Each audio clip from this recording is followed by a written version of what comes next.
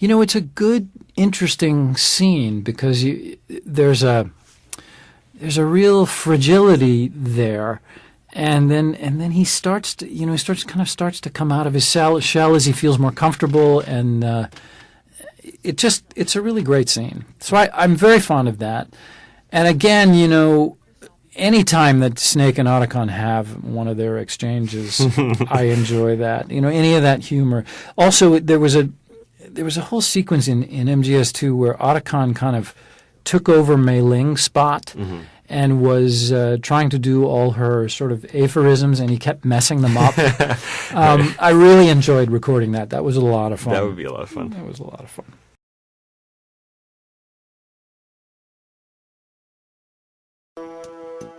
You know the story about Achilles in Paris? The moral here is, something about his heel. Anyway, even the great and virtually immortal hero Achilles was finally done in by Paris. Talk about a dangerous city. So don't get complacent. The mission can turn around and get you. Wasn't Paris a person? What? Paris. I thought he was a... Snake. There's a time and a place for conspiracy theories. Please, I'm trying to concentrate here. Huh? Sorry.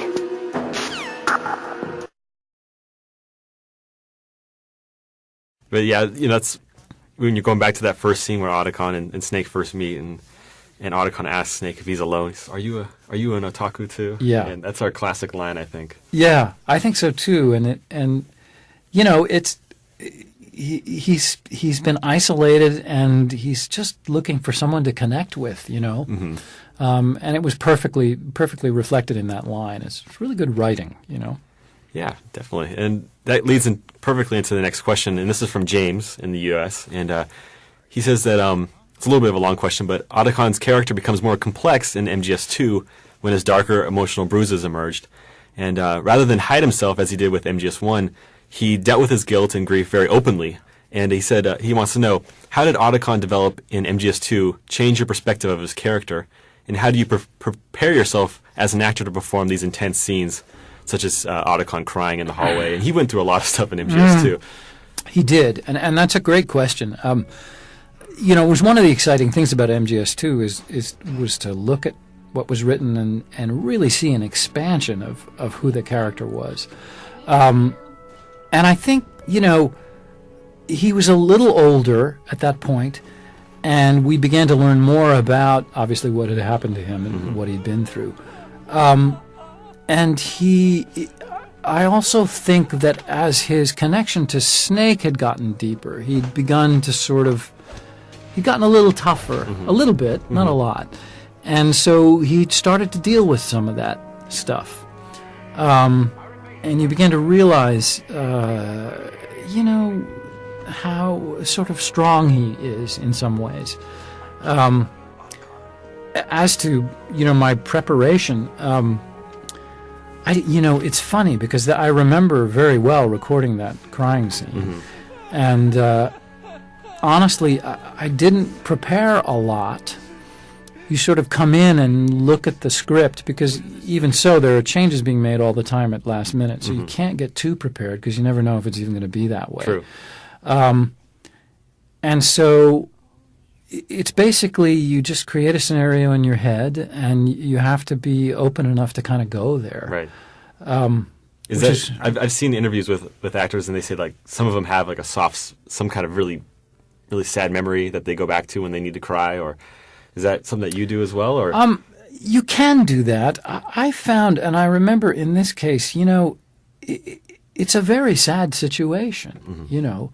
I mean, this person that he loved, beyond describing, and also had a great degree of guilt over, and all these complicated emotions about, was killed. I mean, I didn't have too much trouble just sort of taking the imagination of what that must feel like, and putting myself into it. And so in this case, I didn't really have to imagine too much from my own life. I was just able to sort of empathize very deeply. Well, yeah, I think, at least with the approach with MGS4 is that, in MGS2, I think Otacon kind of became a man after that. I mean, he went through everything.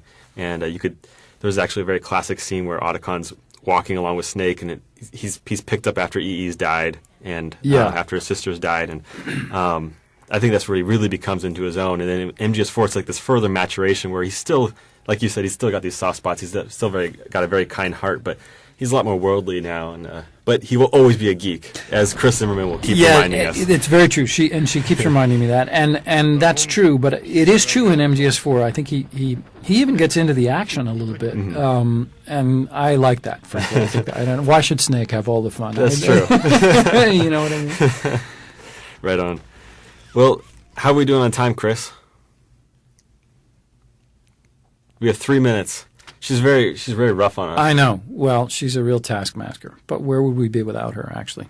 Well, maybe if we have time next week, maybe we can record another session and we can address the other questions. I would be happy to. I'm around and we'd be happy to. As long as that's cool with Chris. She's the boss. She's the boss. What does she have to say? Here she comes. Here she comes. All right, you guys, stop goofing around. We got a game to make. Was I popping my peas back there? You were popping your peas. Was I too hard on the I think C's? you need some apple. Yes, there you go. That's the trick. Voiceover recording tricks. Secret techniques that That's no one right. is supposed to know about. Well, we're going back to more Otacon lines. We got That's plenty. right. I got to get back to work, but this has been a treat talking to you. Oh, thank you hope so we'll do much it for again joining next me. week. And Sure. And thanks to the fans. I'm glad you guys are all out there. absolutely. Thank you very much.